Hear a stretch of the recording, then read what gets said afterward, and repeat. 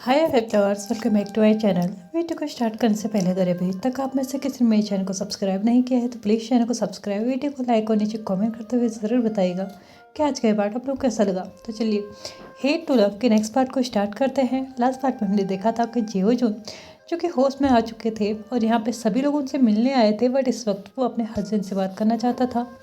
इसलिए यहाँ पे उसने सभी से बोला कि क्या वो अपने हस्बैंड से अकेले में बात कर सकता है।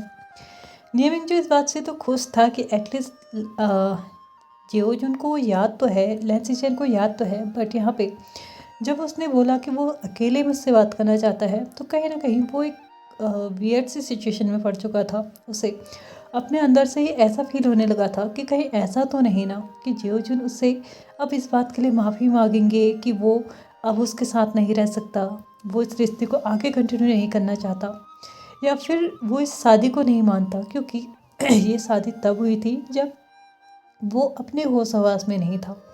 वो पहले की सारी मेमोरीज को भूल चुका था, वो ये भूल चुका था कि उसकी शादी किसी और से होने वाली थी। ये सारी चीज़ें इस वक्त मिंजू के दिमाग में चल रही थी। फाइनली ये मिंजू आके लेंसिचन के बगल में बैठते हैं और लेंसिचन जो कि उसकी तरफ देखते हैं और उसके बाद उसके कांपते हाथों को अपने हाथों से पकड़ते हुए बोलते हैं, क्या हुआ, तुम इतना क्यों घबरा रहे हो? हम दोनों पहली बार तो अकेली बात नहीं करने वाले ना। नीमिंग के हाथों में पसीना भी आने लगा था ये देख के कि वो जो है ना, मतलब सिचुएशन ऑब्जर्व कर रहा था धीरे धीरे। हालांकि वो अलग बात है कि वो नहीं जानता कि वो सही ऑब्जर्व कर रहा है या गलत। लेंसिचन ने ये जब नोटिस किया कि न्येमिंगजू के हाथों में पसीना भी आने लगा है तो उसने थोड़ा सा वरीड एक्शंस के साथ न्येमिंगजू की तरफ देखा और उससे पूछा कि क्या तुम्हारी तबीयत ठीक है? तुम्हें बुखार तो नहीं है ना? तुम्हारे हाथ अचानक से कांप भी रहे हैं और तुम स्वेटी भी होते जा रहे हो, क्या बात है? क्या तुम्हारी तबीयत खराब है? क्या पिछले 3 दिनों से तुम सोए नहीं क्या? यहाँ पे जियोजुन के वरीड एक्शंस देखने के बाद नीमिंगजू को ऐसा लग रहा था जैसे कि उसने अपना हस्बैंड जो कि उस टाइम उसके साथ था, ये 3 दिन पहले जो हस्बैंड उसके साथ था ना, वो उससे बात कर रहा है।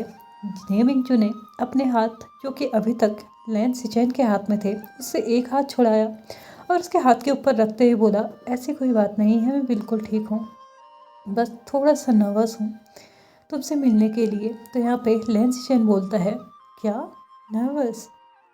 तो यहाँ पे नेमिंगजू अब अपनी बात को कंटिन्यू करते हुए बोलता है, सिचेन, क्या इस शादी को तुम अब भी मानते हो? क्या तुम्हारे लिए ये शादी अब भी मायने रखती है? लेंसिचन की आंखें बहुत बड़ी हो चुकी थी ये जानने के बाद कि नेमिंगजू का कैसा क्वेश्चन था। क्या मतलब है इस क्वेश्चन का कि तुम अभी भी इस शादी को मानते हो? उसने थोड़ा सा उठने की कोशिश की शॉक्ड एक्शंस के साथ, तो नेमिंगजू ने उसको रोकते हुए बोला, क्या कर रहे हो तुम्हें इस वक्त नहीं उठना चाहिए। तो यहाँ पे लेंसिचन आंसर करता है, पहले तुम मुझे बताओ कि इसका क्या मतलब है कि अभी मैं इस शादी को मानता हूँ। ऑफकोर्स हमारी शादी हुई है, मैं उन चीज़ को नहीं भूला हूँ, मुझे बाकी पुरानी चीज़ें याद आई हैं। इसका मतलब ये नहीं है कि जो 6 साल पहले की चीज़ें हैं मैं उनको भूल चुका हूँ। हम दोनों की शादी हुई है और बहुत अच्छे तरीके से हुई है और अभी हम दोनों एक दूसरे से बहुत प्यार करते हैं, क्या तुम नहीं करते? यहाँ पे लेंसिचन थोड़ा सा वरीड हो चुका था और एक नमी उसकी आंखों में भी आ चुकी थी।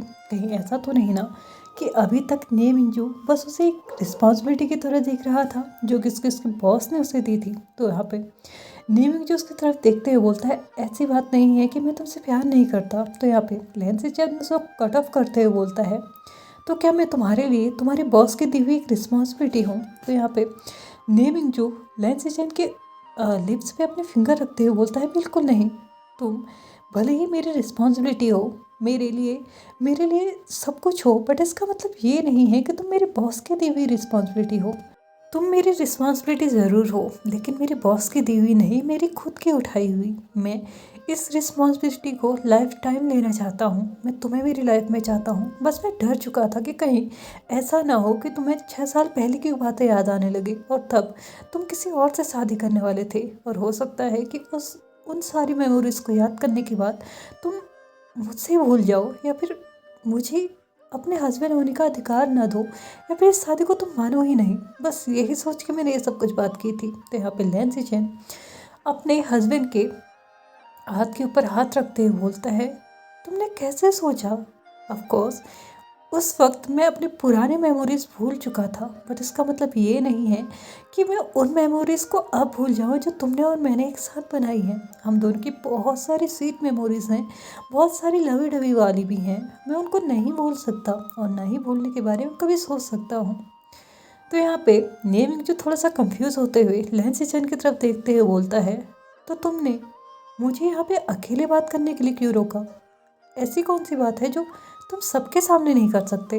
तो यहाँ पे लैन सिचन थोड़ा सा नर्वस होते हुए और झिझकते हुए, हेजिटेट करते हुए अपने हस्बैंड से बोलते हैं, एक्चुअल में मैं एक बार यांगली से मिलना चाहता हूँ। जैसे कि तुम जानते हो मेरी उससे शादी होने वाली थी, बट उसके बाद मुझे नहीं पता उसके साथ क्या हुआ या फिर अभी वो कैसी लाइफ जी रही है, मुझे कुछ भी नहीं पता। बस एक बार मैं उससे मिलके उसका हाल जान लेना चाहता हूँ, क्योंकि भले ही मैं अपनी लाइफ में खुश हूँ, बट मुझे ये भी तो देखना चाहिए ना कि वो खुश है या नहीं। क्योंकि उस वक्त हम दोनों की शादी हमारी मर्जी से होने वाली थी और मैं अच्छे से अंदाज़ा लगा सकता हूँ कि वो बहुत एक्साइटेड भी थी। मे बी मेरी मेमोरी लॉस हो जाने की वजह से वो बहुत ज़्यादा सैड हुई होगी और मुझे नहीं पता कि इस वक्त वो किस हालत में है। हालांकि मैं अब कुछ नहीं कर सकता, मैं तुम्हें कभी नहीं छोड़ सकता, मैं तुम्हें छोड़ने के बारे में भी सोच भी नहीं सकता, लेकिन हाँ, मैं एक बार उससे माफ़ी ज़रूर मांगना चाहता हूँ। बस एक बार क्या मैं उससे मिल सकता हूँ?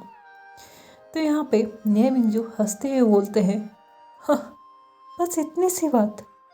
तुम्हें पता है सिचैन, तुमने मेरी आधी जान सुखा दी थी। ये बात तुम सबके सामने भी कह सकते थे। मुझे लगा कि तुम ये बोलने वाले हो कि छोड़ो, रहने दो, वो होने वाला नहीं है तो मैं बोलो ही क्यों। एनीवेज, तुम जिससे चाहो, जब चाहो, जहाँ पे चाहो वहाँ पे मिल सकते हो। मैं तुम्हें हमेशा अलाउ करूँगा जब तक लौट के तुम मेरे ही पास आने वाले हो। ऐसा कहते हुए वो उसके हैंड्स को पकड़ता है, उनमें सॉफ्ट किसेस देना स्टार्ट करता है। फॉरहेड पे देना चाहता था, बट सर्जरी की वजह से फ़िलहाल उसके हेड पे जितनी खचर बचर कम की जाए वही सही थी। बहुत देर हो चुकी थी उन्हें बात करते हुए, तो नर्स अंदर आ चुकी थी और नियमिंगजू को बोलते हैं कि फ़िलहाल अब पेशेंट को रेस्ट की ज़रूरत है। भले ही वो रिकवर हो चुके हैं, बट उनकी जो ऑपरेशन में स्टिचेस लगे हैं और अंदर जो कुछ भी हुआ है उसमें थोड़ा टाइम लगेगा, जिसकी वजह से इन्हें ज़्यादा से ज़्यादा आराम करना चाहिए। लैन सिचन मुंह बनाते हुए बोलने वाला था कि वो पिछले 3 दिन से सोया ही तो था, अब उसे नहीं सोना। तो यहाँ पे नर्स बोलती हैं, I am sorry mister Lane, but आपको अभी नींद का इंजेक्शन दिया जा रहा है जो कि ऑलमोस्ट 12 घंटे चलेगा। तब तक आप किसी से ना बात कर सकते हैं ना ही उठ सकते हैं। ऑफकोर्स नींद के इंजेक्शन की वजह से वो नर्स को रोकना चाहता था, बट नेमिंग जो उसके हाथ को पकड़ते हुए बोलता है, ये तुम्हारे लिए है लव। जब तुम पूरी तरीके से ठीक हो जाओगे ना, तब तुम जितना चाहो उतना बात कर सकते हो, जिससे चाहो उससे बात कर सकते हो, लेकिन फ़िलहाल तुम्हें पूरी तरीके से रेस्ट करना होगा।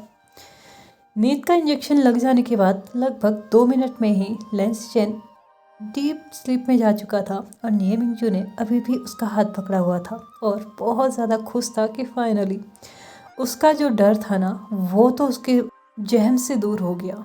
आखिरकार लैन सिचन को खोना अब उसके इमेजिनेशन में भी नहीं था।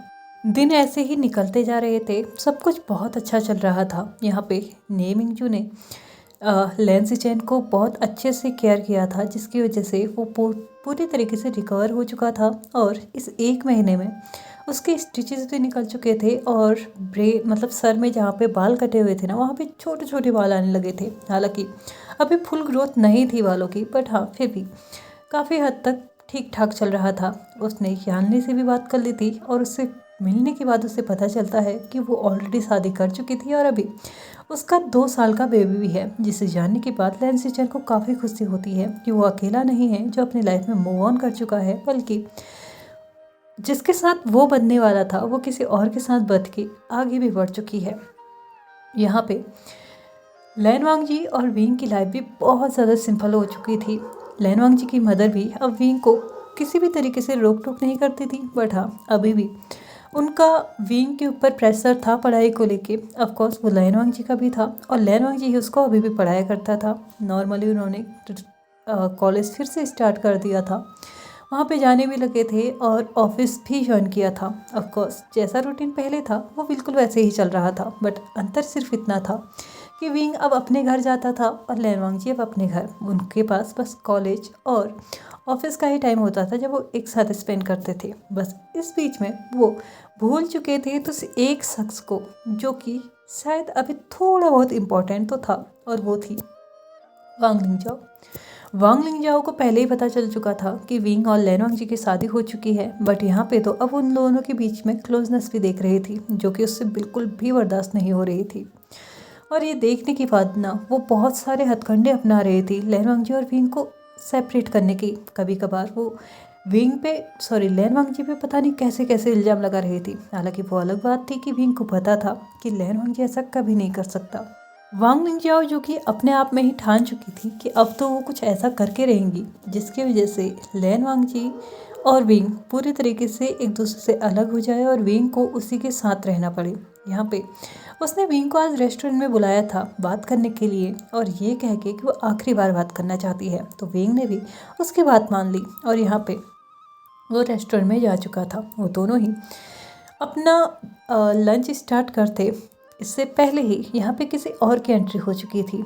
यहाँ पे वांग लिंगजाओ ने जब उस शख्स को देखा था ना तो वो बहुत ज़्यादा अनॉयड फील करने लगी थी, क्योंकि शायद उसका कुछ प्लान था जो कि इस वक्त शायद फ्लॉप होने की कगार पे था।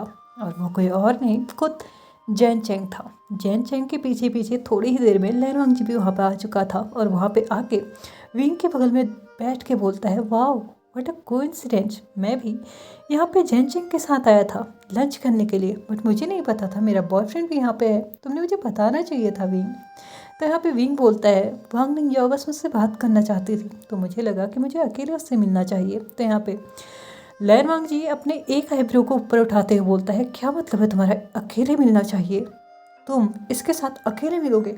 देखो विंग, मैं तुम्हें वार्न कर रहा हूँ, अगली बार से इसके साथ अकेले तुम बिल्कुल भी नहीं मिलोगे। अगर ऐसा किया तो समझ लेना मैं तुम्हारी हड्डियाँ तोड़ दूंगा। ऐसे कहते हुए वो अपने फोक को विंग के पास लेके जाता है और विंग उसको रोकते हुए बोलता है, ओह ओके ओके ओके मैं समझ गया, बस तुम इसको थोड़ा सा दूर रखो, तुम्हें पता है ना ये बहुत ज़्यादा शार्प है, मुझे लग सकती है ना।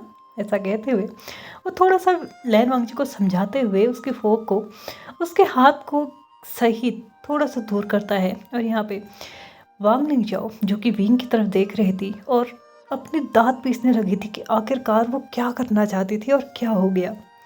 यहाँ पे विंग खाना स्टार्ट करता है, इससे पहले ही वांग लिंगजाओ उसको बोलती है, एक मिनट तुम इस खाने को नहीं खा सकते, मुझे लगता है कि हमारा गलत ऑर्डर आ चुका है। तो यहाँ पे विंग बोलता है, नहीं हमने तो यही ऑर्डर दिया था, इवन तुमने ही तो ये बोला था ना। तो यहाँ पे वांग लिंगजाओ बोलते हैं, नहीं मैंने कुछ और बोला था, उन्होंने कुछ और ले आए। उसने जल्दी से वेटर को बुलाया और वो खाना वहाँ से उसी वक्त गायब करवा दिया। जैन चेंग वांग लिंगजाओ की तरफ देखते हुए बोलता है, ठीक है तुम्हारा रॉन्ग ऑर्डर आ भी चुका था तो यहाँ पे आ चुका था, हम में से कोई भी उसको खा सकता था, वैसे भी वो मेरा फेवरेट था, मैं खा सकता था, तुमने एक बार भी पूछा नहीं, कहीं ऐसा तो नहीं ना कि तुमने उसमें कुछ मिलाया था। जैन चेंग ने अपने दोनों आईब्रोज उठाते हुए अपनी लिप्स पे एक नोटी स्माइल के साथ ये बोला था, जहाँ पे वांग लिंगजाओ की ये बात सुनते ही हालत ख़राब हो चुकी थी। वो थोड़ा सा शॉक्ड भी थी और उसके माथे पे पसीना भी आने लगा था। तो यहाँ पे जैन चेंग अपने पॉकेट से एक रुमाल निकालता है, उसके फॉरहेड पे माथे पे जो पसीना आ रहा था उसको पोंछते हुए बोलता है, कितनी अजीब बात है ना, तुम्हें आज तक कभी इतनी वियर्ड तरीके से पसीना नहीं आया, बट आज आ रहा है। वैसे विंग में तुम्हें कुछ दिखाना चाहता हूँ, खाना खाने के बाद या फिर खाना खाने के पहले। तो यहाँ पे विंग बोलता है, मुझे लगता है ऑर्डर आने में ज़्यादा टाइम है तो तुम दिखा सकते हो। तो यहाँ पे वो लैनवांग जी की तरफ इशारा करता है और लैनवांग जी विंग के आगे एक एनवलप रख देता है। विंग बोलता है, दिखाने वाले तो तुम थे ना चेंग। तो यहाँ पे जैन चेंग बोलता है, तो वो दिखा रहा है क्या फ़र्क पड़ता है। तो यहाँ पे विंग अब उस एनवलप को खोलता है तो उसके अंदर से कुछ फ़ोटोज़ निकलती हैं और वो फ़ोटोज़ देखने के बाद विंग अपनी ही जगह में स्टिफ हो चुका था। वो फ़ोटोज़ वांग लिंगजाओ और वैन चाओ की थी और वो ऐसी वैसी फ़ोटोज़ नहीं थी, वो बहुत ही ज़्यादा इंटेंस पोजीशन में थी, मतलब इतने क्लोज कि विंग भी कुछ टाइम के लिए उसको देख के ना शर्मा जाए। ऐसी मतलब ऐसे ऐसे पोजीशंस में थी कि विंग को खुद नहीं समझ में आ रहा था कि आखिरकार वो अगला टर्न करेगा तो कौन सी फ़ोटो उसके सामने आ जाएगी। विंग ने बीच में ही उनको देखना बंद किया तो यहाँ पे जैन चेंग उसकी तरफ देखते हुए बोलता है, उसके अंदर एक पेन ड्राइव भी है, उसमें बहुत कुछ है।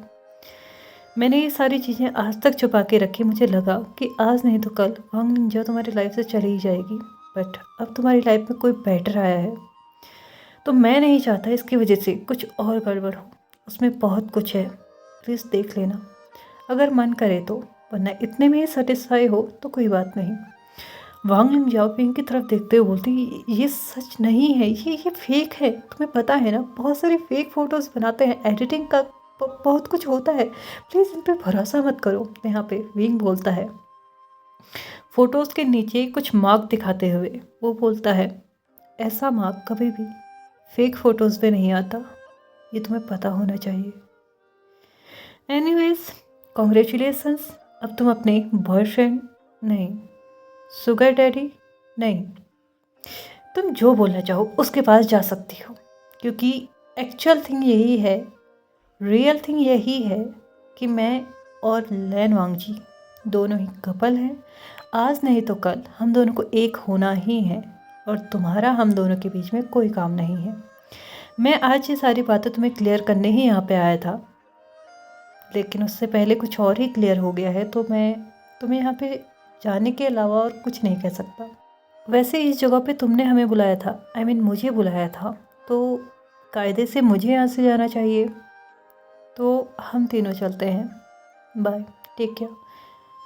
विंग ऐसा कहते हुए लैन वांग जी और जैन चेंग दोनों की तरफ देखता है और वो दोनों भी अपनी सीट छोड़ चुके थे और इस रेस्टोरेंट से बाहर जा चुकी थी। और वांग लिंजाओ जो कि इतने गुस्से में थी कि टेबल में पड़ी हुई सारी चीज़ें उसने एक झटके में ही नीचे फेंक दी।